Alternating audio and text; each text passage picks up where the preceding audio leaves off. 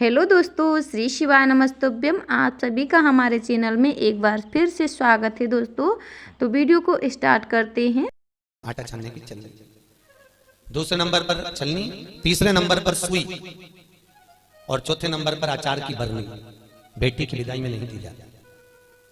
अगर ये चार चीजें बेटी की विदाई में, माँ बाप ऐसे होते हैं कि कुछ सोचते ही नहीं, मेरी बेटी जा रही है, रख दे अचार रख दे, तो माँ उन इतने प्रेम से अचार की बरनी भर भर के रख देती है। उनको समझाओ, जिसके घर में ये चार चीजें मायके की चली जाती है, सुई, झाड़ू, चलनी और अचार, उसका घर फूटने में देरी नहीं लगती। महाराज याद रखिए, उसके घर में फूट डले, पति पत्नी में फूट डलेगी, सास बहू में फूट डलेगी, भाई भाई में फूट डलेगी। तो लोग कहते हैं अच्छा खासा परिवार था, जब से बहू आई तब से घर में ऐसा उपद्रव मच रहा। उपद्रव क्यों मच रहा है? उसका कारण है क्योंकि तुम उसके घर का अचार खा गए।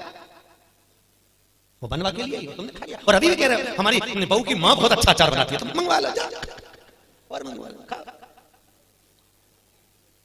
महाराज पहले बेटी की विदाई में भेजते थे बड़ी पापड़, और पहली विदाई में बेटी के भेजते थे बेटी के साथ में मैदे की पुड़ी, एक डलिया में कपड़े में बांधकर। उसमें ना तो नमक डलता था ना उसमें शक्कर डलती थी। क्यों? क्योंकि वो बेटी के विदाई में मैदे की पुड़ी इसलिए दी जाती थी कि हमने ये पुड़ी एकदम फीकी भेजी है, अब चाहे तुम इसमें नमक डालो चाहे इसमें शक्कर डालो, हमने तो हमारी बेटी को तुम्हें दे दिया, एकदम सीधी मैदे की पुड़ी की तरह भेजी है। अब तुम इसमें चाहे कपट भरो चाहे प्रेम भरो, तुम्हारी मर्जी है, हमने तो दे दी। कन्यादान करे और हम फिरी, हमें कही हमने तो देना था, इसलिए बेटी के साथ में मैदे की पुड़ी भेजी जाती है।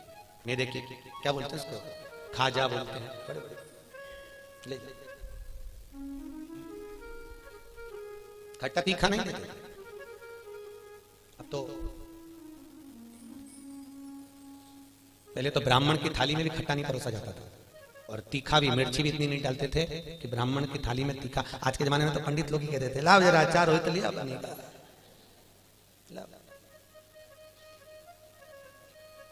पितरों के जो देवता हैं, किनके देवता? पितरों के। पितरों के देवताओं का नाम है आर्यमा। क्या नाम है? आर्यमा। काय पर बैठते हैं? कौवे पर। काय पर बैठते हैं? कौवे पर। और पितरों के देवता जब आर्यमा श्राद्ध पक्ष में जब घूमने के लिए निकलते हैं तो उनके भोजन में केवल एक मीठा ही दिया जाता है। आज के जमाने में सब्जी बनने लगी साफ श्राद्धों में, नहीं तो केवल खीर और पूरी बनती थी, गुलाब जामुन रसगुल्ला बनता था, ये बनाकर खूब खिलाते थे, मंगोड़ा बनता था। पर अब सब्जियां बनने लगी, अब तो लोग श्राद्ध में भी अचार परोस देते हैं। पर कितनी वर्ज्यता है महाराज, कितनी वर्ज्यता। श्राद्ध पक्ष में अगर राई से तुमने सब्जी को छोक दिया, काय से छोका है? राई से। सब्जी को अगर छोक दिया और वो सब्जी और पूरी तुमने छत पर ले जाकर पटक दी, तुम कितना भी कौवा को बुलाना, कौवे का बाप नहीं उसको भोग लगाएगा, लगा ही नहीं सकता। कितनी भी तुम सब्जी अगर राई से छुकी है, और अगर राई बिना सब्जी है तो तुम पटक कर जाओगे, तो वो आएगा और लेकर चलेगा, बुलाने की भी जरूरत नहीं है कि तू आ और खा। तुमने पटका और खा कर जाएगा, मारे तुमने डाला